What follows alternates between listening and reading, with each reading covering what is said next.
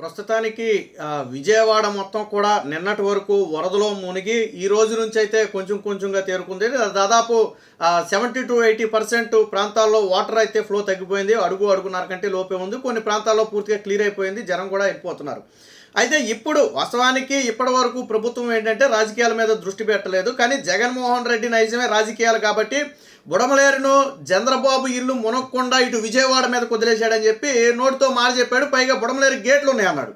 ఈ అంటే జగన్మోహన్ రెడ్డికి కనీస విషయ పరిజ్ఞానం లేకుండా చెప్పినోడు కూడా లేదు. జగన్మోహన్ రెడ్డికి గేట్లు ఉన్నాయని మరి వాళ్ళు చెప్పారో లేదా ఉన్నాయని ఈయన మాట్లాడేటప్పుడు ఊహించుకుని చెప్పాడో మనకు తెలియదు. కానీ బుడమలేరుకి గేట్లు ఉన్నాయని చెప్పి ఆ గేట్లు ఎత్తేసి ఆ విజయవాడ మీదకు వరదను వదిలేరని చెప్పి ప్రచారం చేశాడు. సరే అబాసు పాలయ్యాడు. వాస్తవానికి చాలామందికి ఉన్నాయో లేదో తెలియకపోవచ్చు. కానీ బట్ అది తెలిసిన వాళ్ళందరూ కూడా పక్కుని నవ్వారు. బుడమలేరుకి గేట్లు ఉన్నాయనగానే చాలామంది నవ్వారు. సరే దాన్ని కాసేపు పక్కన పెడదాం. చంద్రబాబు ఇల్లు మునగడానికే బుడమలేరును విజయవాడకు వదిలారు అనేది ప్రధాన ఆరోపణ. ఇది ఎంత అర్ధరహితం అంటే సాధారణంగా ఏంటంటే ఈ ప్రాజెక్టుల గురించి నదుల గురించి చాలామందికి అవగాహన ఉండదు జనరల్ పీపుల్కి. కాబట్టి జగన్మోహన్ రెడ్డి ఏది చెప్పినా నమ్ముతారనేది జగన్మోహన్ రెడ్డి విషయం. గుంటూరు వైపు ఉంది చంద్రబాబు గారి ఇల్లు, గుంటూరు వైపు ఉంది. బుడమలేరు ఎటు ప్రవహిస్తుంది, కృష్ణా జిల్లాలో ఎటు ప్రవహిస్తుంది, ఏలూరు వైపు ప్రవహిస్తుంది. రెండూ కూడా పరస్పర ఆపోజిట్ ఉన్నటువంటి ప్రాంతాలు. మరి ఏలూరు వైపు వెళ్ళే నీటిని చంద్రబాబు గుంటూరు వైపు రాకుండా ఎందుకు కట్టుకుంటారు నాకు అర్థం కాలేదు. ఒకవేళ మీరు అన్నట్టుగా చంద్రబాబు గారి ఇల్లు కూడా ఇటు ఏలూరు వైపు ప్రవహించే నీటి పక్కన ఉంటే సరే ఆయన ఏదైనా చేసాడేమోలే అని అనుకోవచ్చు. సో ఇది పూర్తిగా అర్ధరాహిత్యం అనమాట. ఇక్కడ జగన్మోహన్ రెడ్డి కూడా పప్పులో కాలేశాడు. వాస్తవానికి వైసీపీ వాళ్ళందరూ కూడా ఏ స్ట్రాటజీ తీసుకోవాలో అర్థం కాల. ఫస్ట్ ఏమన్నారు, అమరావతి మునిగిపోయింది అన్నారు. వీడియోలు కూడా వేశారు. అది విజయవాడ వీడియోలు పక్కన పెడదాం. ఇప్పుడు ఏమంటున్నాడు, అమరావతి మునగకుండా విజయవాడకు నీళ్ళు వదిలేన్నారు. అంటే అమరావతి మునిగిందా లేదా? తరువాత చంద్రబాబు నాయుడు ఇల్లు మునిగిపోయింది అని చెప్పి వైసీపీ సోషల్ మీడియాలో ప్రచారం చేశారు. ఏవో అక్కడక్కడ వీడియోలు తీసుకొచ్చి చంద్రబాబు ఇల్లు మునిగిందని ప్రచారం చేశారు. మళ్ళీ ఇప్పుడేమంటున్నారు, చంద్రబాబు ఇల్లు మునగకుండా ఉండటం కోసం విజయవాడకు నీళ్ళు వదిలేరు అంటున్నారు. ఏది కరెక్టు? అమరావతి మునిగింది కరెక్టా, మునగకుండా నీళ్ళు వచ్చింది కరెక్టా? చంద్రబాబు ఇల్లు మునిగింది కరెక్టా, మునగకుండా నీళ్ళు విట్టొచ్చింది కరెక్టా? అంటే రెండు స్టాండ్లు అనమాట. ఎప్పుడు ఏ స్టాండ్ తీసుకోవాలో తెలియట్లా. ఫస్ట్ అమరావతి మునిగింది అన్నారు, బట్ ఫ్యాక్ట్స్ బయటపడినాయి. అమరావతిలో చుక్క నీరు లేదు. అప్పుడేం చేశారు, ఓహో అమరావతి మునగకుండా నీళ్ళు ఇటు వదిలేరంటే సరిపోద్ది. చంద్రబాబు ఇల్లు మునిగింది అన్నారు, అసలు అక్కడ చుక్క రాలేదని వీడియోలు బయట పెట్టారు. ఓహో చంద్రబాబు ఇల్లు మునగకుండా విజయవాడకి నీళ్ళు వదిలేరంటే సరిపోద్ది. ఇది వైసీపీ చేస్తున్నటువంటి తప్పుడు ప్రచారం. ముందు వాళ్ళకే క్లారిటీ లేదు. బుడమలేరు గేట్లు ఉన్నాయంటాడు, అమరావతి మునిగింది అంటారు, మునగలేదంటాడు. చంద్రబాబు ఇల్లు మునిగింది అంటాడు, మునగలేదంటాడు. సో అసలు ఈ పాపం ఎవరిది, బుడమలేరు పాపం ఎవరిది? పూర్తిగా జగన్మోహన్ రెడ్డిదే. బుడమలేరులో దాదాపుగా 130 నుంచి 140 ఎకరాలను ఎకరం 45 లక్షల చొప్పున చెట్టు పట్టాలు ఉన్నాయి కదా, ఆ పేరు మీదుగా బుడమలేరు స్థలాన్ని ఆక్రమించారు.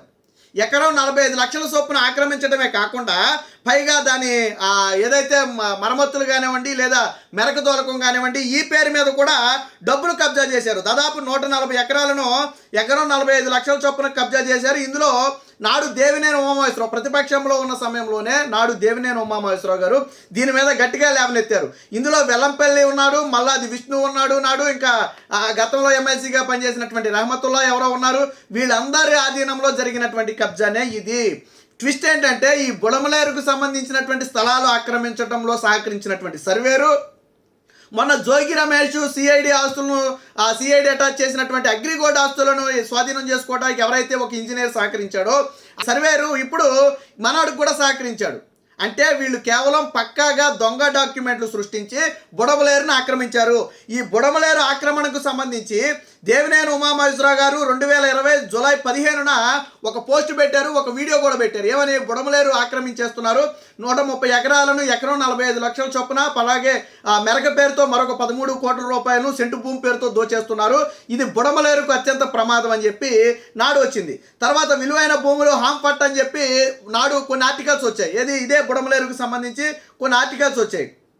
ఇక వెల్లంపల్లి అనుచరులు బుడమలేరు స్థలాన్ని దాదాపుగా 2000 గజాల స్థలాన్ని 10 కోట్ల రూపాయలు విలువైనటువంటి 2000 గజాల స్థలాన్ని దొంగ డాక్యుమెంట్లను సృష్టించి వెల్లంపల్లి అండతో దొంగ డాక్యుమెంట్లను సృష్టించి నాడు కబ్జా చేశారు. ఎవరు ఈ సర్వేర్ ఎవరయ్యా అంటే జోగి రమేష్కు సిఐడి ఆస్తులు అగ్రిగోల్డ్ ఆస్తులు కబ్జా చేయడానికి సహకరించినటువంటి సర్వేరే ఇప్పుడు వెల్లంపల్లి అనుచరులు కబ్జా చేయడానికి కూడా సహకరించినటువంటి పరిస్థితి. సో కబ్జా చేసిన స్థలానికి మెరక పేరుతో మరో మెరక చేసి 5 కోట్ల రూపాయలకు బేరం పెట్టారు. 10 కోట్ల రూపాయలు విలువైన స్థలాన్ని 5 కోట్ల రూపాయలకు బేరం పెట్టారు. సో ఇలాగ 1 కాదు 2 కాదు, ఇది బుడమలేరులో లేఅవుట్లు వేసి సెంట్రల్ ఎమ్మెల్యే బరితెగింపు, ఆ స్థలం తనదే అంటూ వైసీపీ కార్పొరేటర్ దందా అని చెప్పి గతంలోనే బుడమలేరుకు సంబంధించి అనేక ఆర్టికల్స్ వివిధ పత్రికల్లో వచ్చాయి. అంటే మరి ఇప్పుడు గవర్నమెంట్ ఉన్నప్పుడు ఈ ప్రభుత్వంలో రావడం కాదు, 2020-21 సమయంలో వచ్చినటువంటి ఆర్టికల్స్ ఇవి. బుడమలేరుని స్వాధీనం చేసుకుంటున్నారు, లేఅవుట్ల పేరుతో మొత్తాన్ని ఆక్రమించేస్తున్నారు, ఇది తీవ్ర పరిణామాలకు దారితీస్తుందని చెప్పి వచ్చింది. బుడమలేరుని అమ్మేశారు, న్యూ ఆర్ఆర్ పేటలో స్థలాలుగా మార్చి అమ్మకాలని చెప్పి మరొక ఆర్టికల్ వచ్చింది. మరి ఇవన్నీ ఎప్పుడు వచ్చిన ఆర్టికల్స్ ఇవి? గతం వైసీపీ అధికారంలో ఉన్నప్పుడు వచ్చినటువంటి ఆర్టికల్స్. అలాగే నాడు బుడమలేరు నుంచి 37,555 క్యూసెక్ల వరద నీటిని కృష్ణానదికి తరలించడం కోసం 464 కోట్ల రూపాయలతో చంద్రబాబు గారు ఆ టెండర్లు పిలిచి పనులు ప్రారంభించారు. 150 కోట్లు ఆల్రెడీ దానికి ఖర్చు పెట్టారు. కానీ జగన్ వచ్చిన తర్వాత ఏం చేశాడు? మిగిలిన పనులు 464 కోట్ల రూపాయల్లో 150 కోట్లు దాదాపుగా ప్రభుత్వం ఖర్చు పెట్టేందుకు సుమారు 300 కోట్లు జగన్మోహన్ రెడ్డి ఖర్చు పెట్టాలి. 314 కోట్లు జగన్మోహన్ రెడ్డి ఖర్చు పెట్టాలి. కానీ జగన్మోహన్ రెడ్డి ఏం చేశాడు? 2020 సెప్టెంబర్ 8న జీవో నెంబర్ 365తో ఈ పనులు ఆపేస్తూ ఒక నిర్ణయం తీసుకున్నాడు. ఎందుకు ఆపేశాడు ఈ పనులు? 37,000 క్యూసెక్ల నీటిని కృష్ణానదికి తరలించడం కోసం బుడమలేరు నుంచి నాడు చంద్రబాబు గారు పనులు ప్రారంభిస్తే భవిష్యత్తులో ఎలాంటి అవసరం వస్తుందనే ప్రారంభిస్తే జగన్మోహన్ రెడ్డి పనులు ఆపేశాడు. ఎందుకు ఆపేశాడు జగన్మోహన్ రెడ్డి పనులు? ఆపేయటమే కాకుండా దానికోసం కేటాయించిన నిధులను పక్కదారి పట్టించాడు. మరి బుడమలేరు పాపం జగన్మోహన్ రెడ్డిది కదా? జగన్మోహన్ రెడ్డికి దీనికి బాధ్యత లేదా? అలాగే టీడీపీ హయాంలో కట్టినటువంటి బ్రిడ్జుల వద్ద అప్రోచ్ రోడ్లు కూడా నిర్మించకుండా జగన్మోహన్ రెడ్డి చేయటం వల్ల ఈరోజు దీనికి వచ్చే వాస్తవానికి దీనికి 5 ప్యాకేజీల కింద విడదీసి పనులు ప్రారంభించారు. 3 ప్యాకేజీలను ఒక సంస్థ తీసుకుంది, 2 ప్యాకేజీలు ఒక సంస్థ తీసుకుంది. స్థల సేకరణకు సంబంధించి ఈ 5 ఏళ్లలో ఈ ప్రభుత్వం జాప్యం చేయటమే కాకుండా వారికి పనులు చేయకుండానే కొన్ని చోట్ల బిల్లులు చెల్లించింది. వాస్తవానికి పనులు స్థల సేకరణ జరగక పనులు ఆగిపోతే వెంటనే కాంట్రాక్టర్లను అవసరమైతే మార్చాల్సి ఉంటుంది, లేదా తదుపరి నిర్ణయం తీసుకోవాల్సి ఉంటుంది. కానీ జగన్మోహన్ రెడ్డి తనకు కావాల్సిన వాళ్ళకి ఏమీ చేయకుండానే వదిలేశాడు. ఇక ఏడాది క్రితమే గండిపడిన దాన్ని పట్టించుకోలేదు. పైగా తూములు ఏదైతే మనం పూడికలు అంటామో అవి తీగిపోవడం, గుర్రపటెక్క పెరిగిపోవడం, వాటర్ ఫ్లో అవడానికి అవకాశం లేకుండా పోవడం, ఇవన్నీ కూడా ఈరోజు బుడమలేరుకి వీటన్నిటికీ తోడేంటంటే ఖమ్మం జిల్లా, తెలంగాణలో ఖమ్మం జిల్లాలో పడినటువంటి వరద ఏంటంటే పరిమితికి మించి ఒక్కసారిగా బుడమలేరు మీద పడటంతో ఈ బుడమలేరుకి ఈ పరిస్థితి వచ్చింది. కానీ వాస్తవానికి అయితే ఈ పరిస్థితి అనేది గతంలో వచ్చేది కాదు. సో బుడమలేరుకి ఎక్కడైనా గండి పూడ్చారంటే 2022లో అంటే జగన్మోహన్ రెడ్డి అధికారంలో ఉన్నప్పుడే గండి పడింది. అప్పుడే రైతులు దీన్ని ప్రభుత్వం దృష్టికి తీసుకెళ్తే జగన్మోహన్ రెడ్డి పట్టించుకోలేదు. ఎందుకని? దాన్ని ఆల్రెడీ ఆ చుట్టుపక్కలంతా కబ్జా చేసేసుకుంటున్నాడు కాబట్టి ఆ గండి జోలికి వెళ్ళలేదు. అలాగే కరకట్ట మీద మట్టిని కొట్టేసి అమ్ముకున్నారు తప్ప బుడమలేరుని ఎక్కడా కూడా డెవలప్ చేసే ప్రయత్నం చేయాలి. ఇక అన్నిటికీ మించి విజయవాడలో స్ట్రాంగ్ వాటర్ పనులను జగన్మోహన్ రెడ్డి ఆపేశాడు. వాస్తవానికి ఏంటంటే నాడు తెలుగుదేశం హయాంలో కేంద్ర ప్రభుత్వం 550 కోట్ల రూపాయలతో దాదాపుగా 440 కిలోమీటర్లు విజయవాడ నగర పరిధిలో డ్రైనేజీ నిర్మాణానికి అయితే అంగీకారం తెలిపింది. దాన్ని స్ట్రాంగ్ వాటర్ డ్రైన్ పనులు అంటాం. దీన్ని ఎలాంటి కంపెనీకి నాడు టీడీపీ హయాంలో పనులు కూడా ఇవ్వడం జరిగింది. కానీ జగన్మోహన్ రెడ్డి వచ్చిన తర్వాత కొంత పనులు జరిగిన తర్వాత జగన్మోహన్ రెడ్డి దాన్ని ఆపేశాడు. ఇదే విషయం పైన నాడు తెలుగుదేశం పార్టీ ఎంపీగా ఉన్నటువంటి కేసినేని నాని పార్లమెంటు సాక్షిగా ప్రశ్నించడం జరిగింది. ఇదే బుడమలేరుకు సంబంధించి స్ట్రాంగ్ వాటర్కి సంబంధించి ఈ ప్రభుత్వం నిధులు మంజూరైనా కానీ పనులు చేయడం లేదని నాడు టీడీపీ ఎంపీగా ఉన్న సమయంలో లోక్సభలో ప్రశ్నించడం జరిగింది.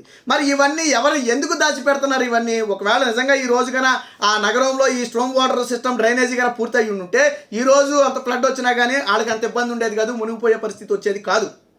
1 అడుగు 2 అడుగులు నీళ్ళు వచ్చినా అంత విపత్తు వచ్చేది కాదు. ఆ రోజు గండి పూడ్చుంటే ఈ రోజు ఈ విపత్తు వచ్చేది కాదు. 130 ఎకరాలు కబ్జా చేయడం వల్ల బుడమలేరు మొత్తం కూడా కుచించుకుపోయి ఈ రోజు ఈ పరిస్థితి వచ్చింది. మరి మీరు చేసిన తప్పులు ఎవరి మీద రుద్దుతారు? చంద్రబాబు గారి మీద ఎందుకు రుద్దుతారు? ఆయన వచ్చి 3 నెలలు అయింది. 3 నెలల నుంచి ఒక పక్క అన్ని పనులు చేసుకుంటూనే వస్తున్నారు. బట్ బుడమలేరుకి మీరు చేసిన పాపమే ఈరోజు శాపంగా మారింది. ఈ మొత్తానికి బుడమలేరులో ఈరోజు ప్రజలు పడ్డ ఇబ్బందులకు కానివ్వండి, వాడు నష్టపోయినటువంటి ప్రాణ నష్టానికి కానివ్వండి, ఆస్తి నష్టానికి కానివ్వండి, ఏకైక కారణం ఎవరయ్యా అంటే జగన్మోహన్ రెడ్డి. ఆయన చేతగానితనమే ఈరోజు బుడమలేరు ఈ విధంగా విజయవాడ మీద పడటానికి ప్రధాన కారణం.